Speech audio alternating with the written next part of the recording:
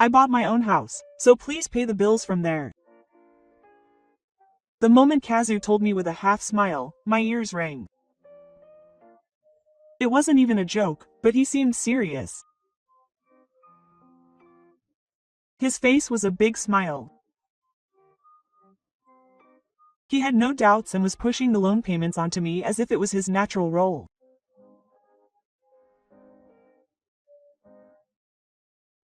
Next to him, my mother-in-law was laughing and saying, "If you can't pay, then sell the house."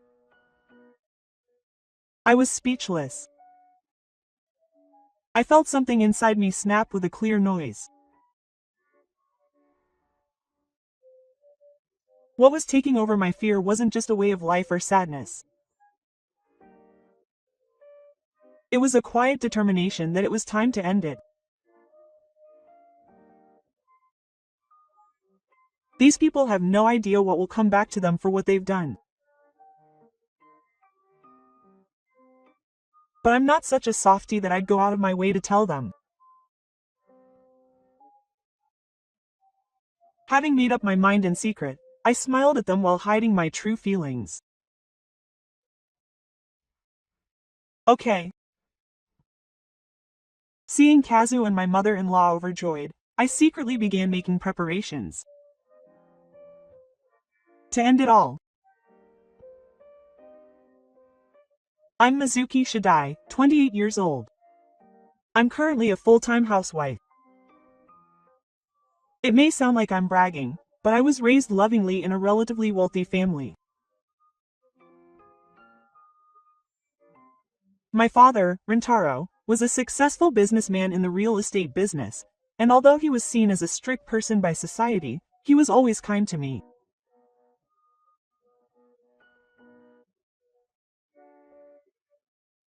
His favorite sayings were, "Those who have much are the ones who give, know the joy of giving to others from a young age, and don't look down on others, and lend a hand to those in need." That's what I was taught. Moreover, my father was someone who demonstrated not only with words but also with actions, and he was actively involved in volunteer work and preparatory projects. I met my husband through volunteer work during my university days. I saw him silently sweating while he was helping to clean up houses buried in mud for a support project in the rural village of Meissen.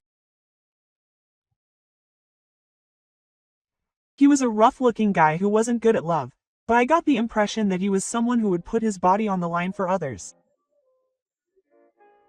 As I got to know him, I must have sensed a passion that was different from my own, and I naturally became attracted to him. At that time, I believed in his purity and kindness with all my heart, and I was interested in marriage. I called myself Kazunos and started living with his parents. From the moment we first met, my mother-in-law, Kiriko, seemed strangely familiar and kept telling me stories of hardships that I had never heard before. My father-in-law, Masaru, on the other hand, seemed quiet and unremarkable. He was always watching his mother-in-law's face and rarely expressed his own opinions. At first, he told himself that the discomfort and confusion he felt was just a matter of getting used to it. He tried to accept it because it was the family of the person he loved. But now that he thought about it, maybe his parents' house was the wrong place to try to fit in from the start. It was 3 months after our marriage that he joined my father's company. Formally, it was just a mid-career hire, but in reality, he was treated like a top-notch employee. It was the result of his father's consideration, not wanting his daughter to feel narrow-minded. But that goodwill changed him. Or maybe it was just his privileged environment that brought out the head office, and he had always been that kind of person. For the first few weeks, Kazu seemed to be acting modestly as a new employee. But apparently it didn't take long for him to start flaunting his position as the president's son-in-law in the car.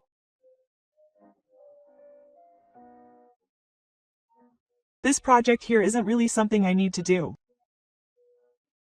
There are more suitable jobs for the president's son. I heard from someone later that he said this to his boss during a meeting. It wasn't just once or twice. He would also come to work and leave before the appointed time. He would also use the joint vehicle to shop. There were countless examples of Kazu's problematic behavior. However, I am the president's daughter and don't hold any particular position, so I feel reluctant to interfere in the company's affairs. Since I am the one who is the perpetrator, I should leave the company's affairs to my father. That's what I told myself. Meanwhile, Kazu's spending habits at home became noticeably more reckless. One day a pair of designer sneakers would arrive by delivery, and the next day a new watch would appear. Kazu, how much did that watch cost? Yes. Oh, it's about 300,000 yen. Was that really a necessary purchase? Oh, I bought it because I needed it. What are you being so stingy about? Your father sends you money every month, doesn't he? That's to supplement your living expenses, and you want me to use it for fun? That's annoying. Just let me use it however I want. It's not like I don't earn anything. I have money, so it's fine. I was momentarily speechless at his words. Freedom may be true.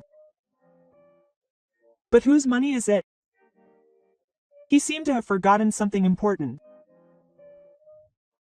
My father sent me here to protect my livelihood. Please don't forget that. Yes, yes. You're trying to say that I'm an old man. If you say that, then why don't you stop sending me money? He spat it out while scrolling through his smartphone screen without even looking at me. His attitude made a heavy weight in the depths of my chest. Is the heart really that troublesome? But still, somewhere in my heart I wanted to believe. Maybe one day he'd wake up and face it. Maybe he'd remember the kind feelings he had when we were volunteering together. In addition to Kazu's old man problem, I had another big worry. The existence of my stepmother and daughter. She calls herself a helpless sufferer. She doesn't do any housework, leaving all the meal preparations and cleaning to me, but looking at her, her Helja illness seems like nothing more than a convenient excuse. My back hurts. It's painful just to stand there. If I were to pick up a vacuum cleaner, I'd end up calling an ambulance. Despite saying that, the next day my mother-in-law went out to lunch in high heels and happily talked about her plans for a hot spring trip the day after that. Seeing her leave the house before noon and return home in the evening with shopping bags in both hands on time, I couldn't help but follow her. Excuse me, Mom, is your back okay? Huh? Oh, yeah, well, I guess so. Today the air pressure was stable, so it just happened. But I might not be able to move again tomorrow. My body really is a difficult place to live. I think there were about 34 days a week when the air pressure was stable, as she said. My father-in-law didn't scold his wife for this, but just quietly followed my mother-in-law. She was like air in the house. One day, as I was cleaning up the kitchen after finishing making breakfast, my mother-in-law was lying on the sofa watching TV. The program was featuring a program about the division of labor within the household. When I see things like this, I think my Mizuki-chan is great. She does what she's supposed to do. I'm grateful to her for this, at least. Thank you. But I really wish you could help me with the housework, even just a little bit. What are you talking about? How much pain do you think I'm enduring? If I push myself too hard, I'll really be unable to move. You don't even know that. But you do go out, right? And not just a few times a week. Stress is the worst thing you can do with this, so I just go out to relieve stress. You'd be in trouble if I ended up in bed too. Then you should just support me in silence. I was speechless, astonished at my mother-in-law's openly advocating such a poor argument. What welled up inside me was not anger, but emptiness. I was left to do everything from watering, laundry, and cleaning as if it were a given. And my father-in-law sat there, silently sipping his coffee, saying nothing. Dad, can you say something? Well, Kiriko has always been weak. If I push myself too hard, I'll just worry about going to the hospital again. That was all the response I got. I felt like there was a distant look in her eyes, as if she was trying to escape from reality. What was I here for? That thought suddenly crossed my mind. Kazuna was astonished by the way he spent his money. His mother-in-law was taking advantage of him, and his father-in-law was selfish. But as long as I kept quiet, this horrible daily life would continue without anyone questioning it. I had to change somewhere. Otherwise, I felt like I would slowly become worthless as a person. Tasuki and his mother-in-law's spending habits had long since gone beyond the slightly flashy level they had been at the beginning of their marriage.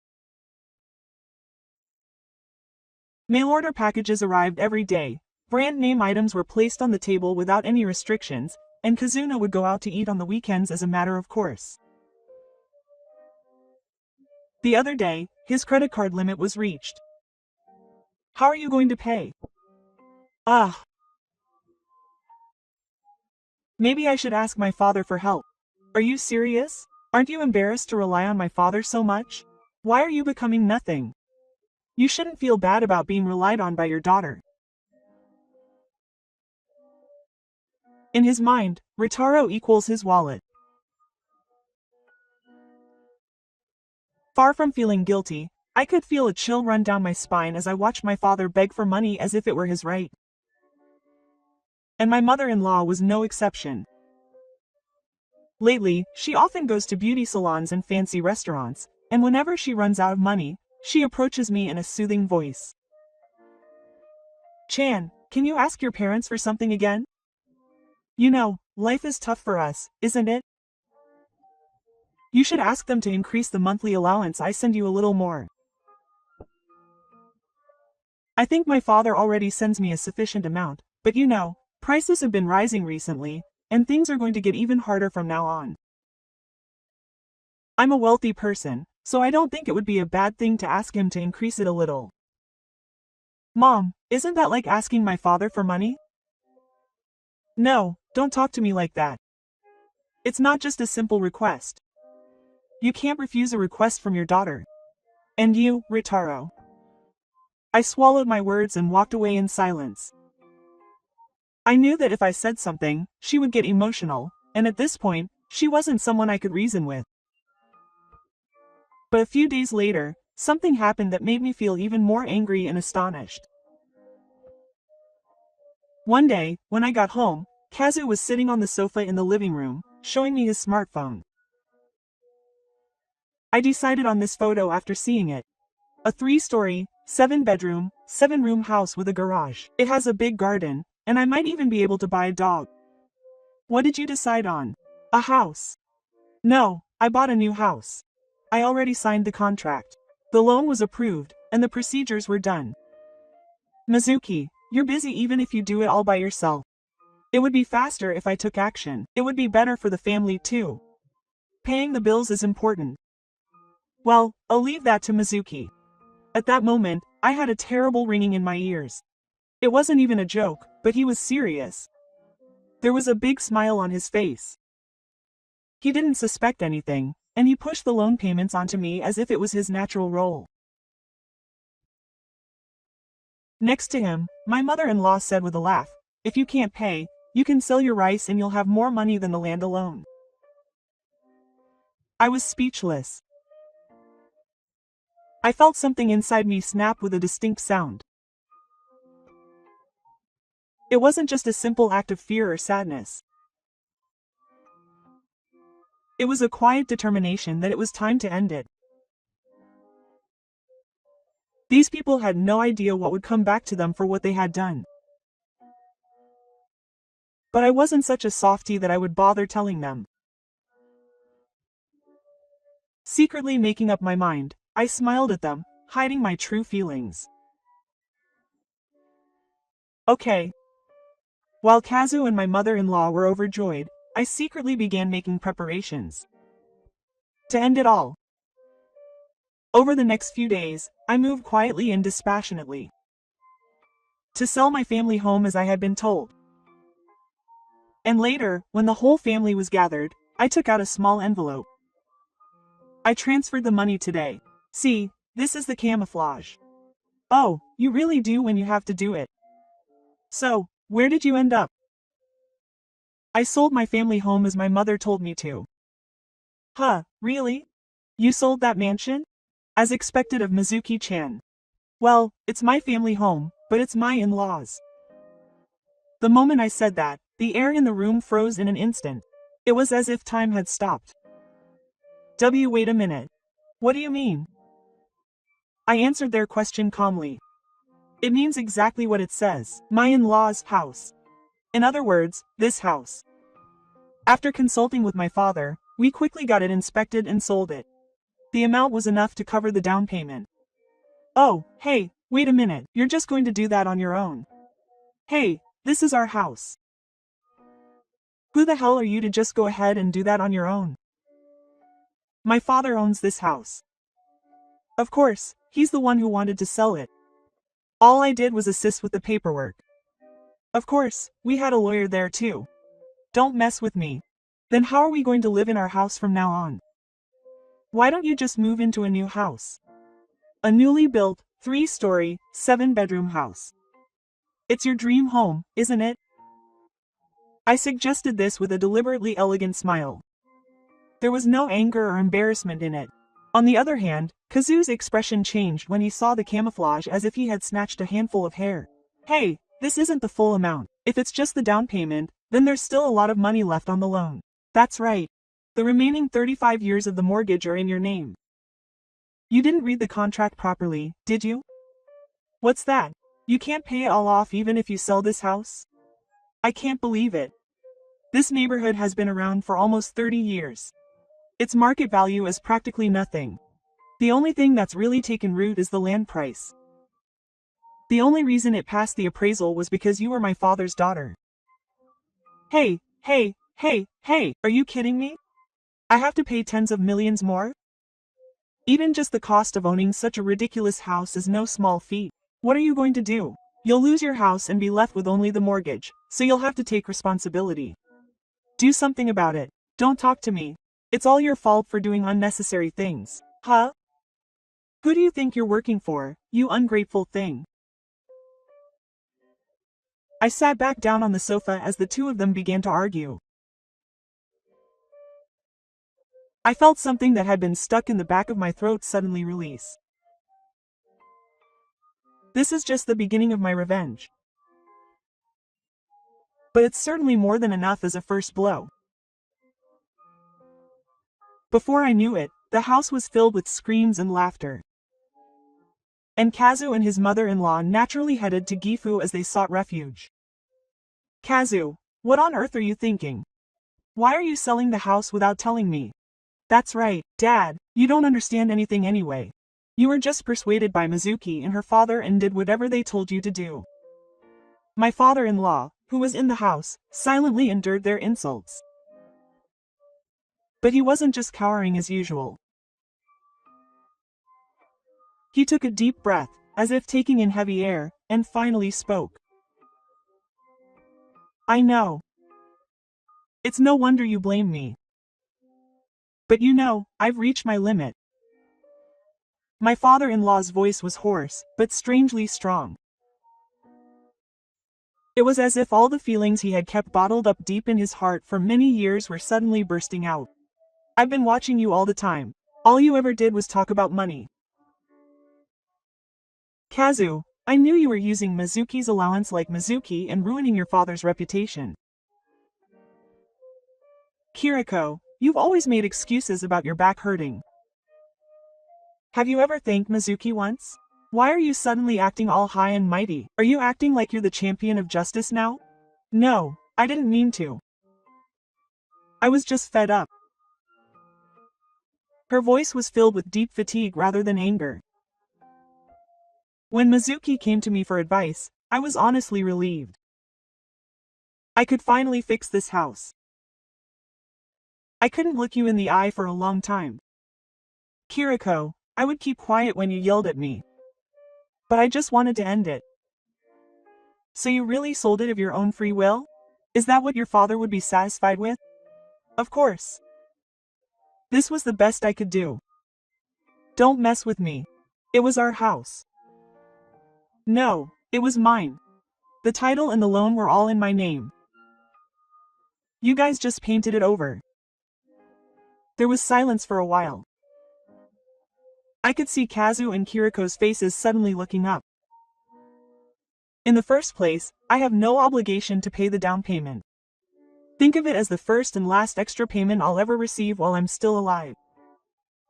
Although it was a quiet word, my father-in-law's words were filled with an absolute resolve that seemed to cut off his entire life up to that point. When I glanced over, I could see tears welling up in his eyes. That's too selfish. You traitor. You're the one who betrayed my trust. I didn't say anything. All I could clearly sense was that this moment was the beginning of my father-in-law's own life. I knew better than anyone else there how heavy it was. Amidst the oppressive atmosphere, my father-in-law suddenly stood up. There was no hesitation in his eyes as he stared straight at my mother-in-law. Kiriko, let's get married. For a moment, no one could react. Even Kazu was frozen with his mouth half open. What are you talking about? Don't mess around at a time like this. I'm not messing around. I can't live with you anymore. No, to be precise, it's been impossible for a long time. You're right. I knew. I've always suspected that you had an affair with another man in the past and that Kazu wasn't my real son. Oh, wait a minute. What do you mean by that? What does that mean? You're not my son. At that moment, the room was enveloped in silence as if time had stopped. Various emotions were swirling around like a stream of laughter, and no one spoke. Don't be ridiculous. What evidence do you have?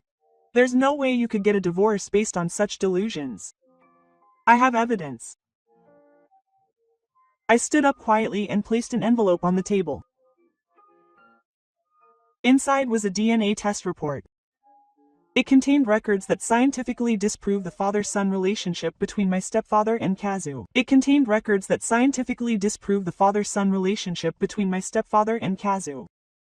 Actually, my father had asked me to do this. He said that if Kazu wasn't really his son, he wanted to start his life over. That's why my father and I started investigating. And that's a lie. Just admit that this is a made-up story. Enough already. You suddenly told me you were pregnant back then and begged me to take responsibility for it, didn't you? I wanted to believe you. But ever since that day, I've had a strange feeling in my heart. Wait a minute. What am I? I told you. You're not my son. It's not that I don't have any feelings for you, but seeing you deceive and use people like this and still laughing so calmly made me lose my patience.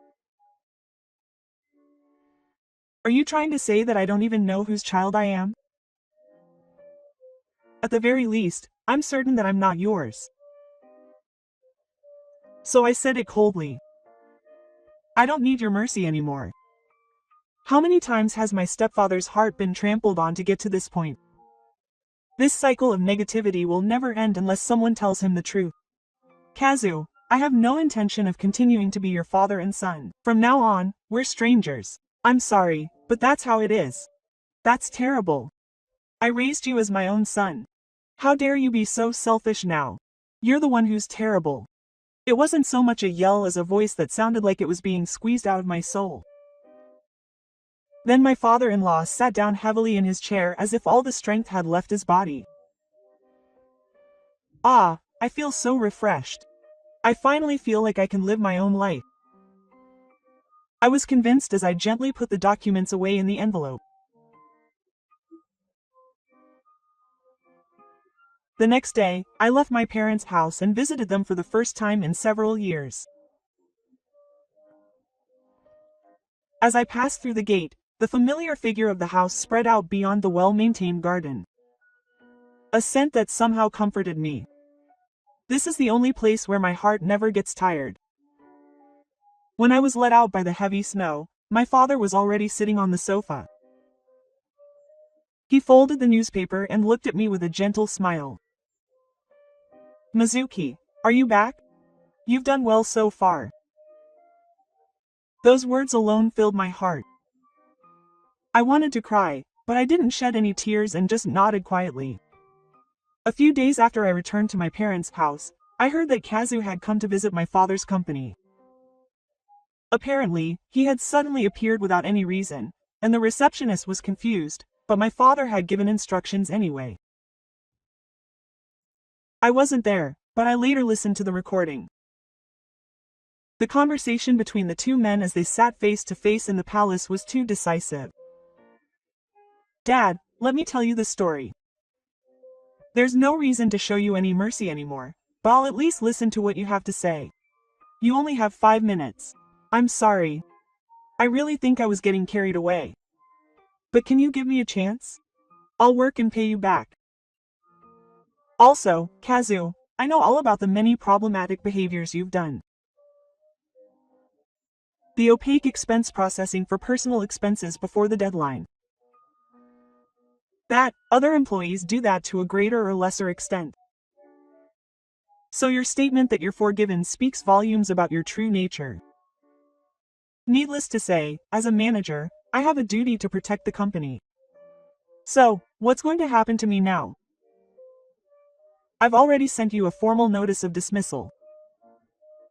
Furthermore, the legal department is taking action on suspicion of forgery and fraudulent accounting. The damages are still being estimated, but of course, we're also planning to file a claim for compensation. That's not all. The total amount of money I personally lent you was 13 million yen. I also have a legally valid promissory note to formally request repayment. Kazu apparently collapsed at that point, shaking his shoulders and muttering something. But my father showed no emotion at all when he saw that. Kazu, all the trust you had was crushed by your own hands. And the fact that you're crying and troubled now is all the result of your own choices. But I didn't mean to do that. Then what did you mean? Those who betray others are the worst. There's nothing more terrifying than unconscious malice. I tried to accept you as my son-in-law, as a childless person. But you betrayed me. As a member of society, I will hold you accountable. I'm sorry. I'm truly sorry. If you're going to apologize, pay me back with money. Your words have no value. If you don't have the means to make money, you'll have no choice but to live your life by being regulated by someone else. Kazu groaned and walked away from my father. As I listened to the recorded data, I was reminded once again how much my father had protected me. My father lived with a sense of responsibility and pride, without being swayed by his emotions. I vowed from the bottom of my heart to be someone who was not like him. A few weeks later, I arranged a divorce negotiation meeting through my lawyer and confronted my mother-in-law head-on. The meeting took place in a law firm in Tokyo. The atmosphere was tense, with only the ticking of the clock on the wall echoing loudly in the night. Kazu was wearing a suit with no trace of his previous energy, and his mother, who was wearing a beard, was slumped back in her chair, looking uneasy as she adjusted the collar of her jacket. Now, let's begin today's competition. First, regarding the divorce in question. Mr. Kazu has clearly expressed his intention to divorce. The main reasons given are the long-term mental anguish caused by his husband, Kazu, and his mother-in-law. I admit that. I'm sorry. I'm really sorry. Hey, wait a minute. You're going to admit that? That's impossible, no matter how you look at it. No, it has nothing to do with me. I'm not a bride. I just wanted to make a request. It wasn't a request, it was clearly an order. Things like selling the house and increasing the allowance, don't you remember? My voice was calm, but it created a freezing atmosphere. Neither of them can say anything back. Next, regarding the claim for damages, Mizuki is jointly demanding a total of 8 million yen in damages from Mr. Kazuzu Shidai and Ms. Kiriko for a series of actions that caused her mental anguish and the destruction of her reputation and existing livelihood. 8 million? That's a lot of money, no joke. Wait a minute. We're both unemployed now, and there's nothing we can do about it. There's no way we can pay it. That's right. Because of you, I've lost my home and food, and now I'm living in a weekly apartment. You're a demon, or you should pay me, or rather, please pay me in installments. I really can't accept negotiations for things like paying me in installments or paying me in installments. I took a hair from my pocket and gently placed it on the desk. It was a daily record that I had been keeping for several months, a record of my family's punishment, notes of my interactions with my mother-in-law. It was a partial copy of a notebook containing abusive language. This is a record of when, where, and how I was hurt. I wore it every day. You have no right to say I'm exaggerating. I was really bad. But, isn't there an option to pay it back little by little in installments? When I looked at Kazu's face head-on, there was no trace of the sincerity that I had once been drawn to. There is no such option. I will make him fulfill his responsibilities even if it means sacrificing himself. So what do you want me to do? Find some money somewhere. You can say that because you haven't lost anything. No, that's not it. I almost lost my spirit. But I got it back on my own. The broken-hearted person I was before I got involved with you too. At that moment, my mother-in-law, who had fallen completely silent, seemed to have no words to object. Then I will promptly begin the procedures under these conditions. And so the divorce negotiations ended with my wishes being fully accepted. As I was leaving the law firm, I looked back once and said to the two people who were once my family, "This is the end of all our ties. Let's live our lives without being bound by the past. Goodbye." The moment I left the room, I was sure it wasn't my imagination that my shoulders suddenly felt lighter. With the divorce negotiations over, I was finally starting to regain my peace. Life at my parents' house was surprisingly quiet and calm. Those peaceful days were shattered one afternoon. The doorbell kept ringing loudly. When I went out with a grin, my mother-in-law was standing there dressed as a demon. Her hair was disheveled and her makeup was smudged. "Mizuki, come out. Where do you think you can live a fulfilling life when you're ruining other people's lives?" "What do you mean?" Shut up. You're just being protected by your parents anyway, so you're the one who's the one." I shouted as I looked at the contents of the bag I was holding. Something that looked like raw garbage was thrown onto the tiles of the entrance. The bad habit spread in no time. And then I destroyed the mailbox. "Mizuki, go back inside the house." A low voice came from behind me. When I turned around, my father was standing calmly with his smartphone in one hand. "I've called the police. The police will be here soon." "What's that? Don't mess with me." "Why would I call the police when you barged into someone else's house, yelled abuse, destroyed demonic objects, and spread a stench? If this isn't a crime, then what else can you call it?" A few minutes later, a police car arrived. As the neighbors watched from a distance, my mother-in-law was taken away as a suspect in the act. Her screams echoed until the very end. This isn't fair. Remember this. But no one listened to her. The report was even picked up by the local news. However, the neighbors all distanced themselves from her. Relatives also contacted her and told her not to have anything to do with them in the future. Meanwhile, Kazu seemed to be mentally unstable. He must have been cornered, having lost his job and his place to live. But his next move was completely unexpected. An anonymous account suddenly appeared on SNS.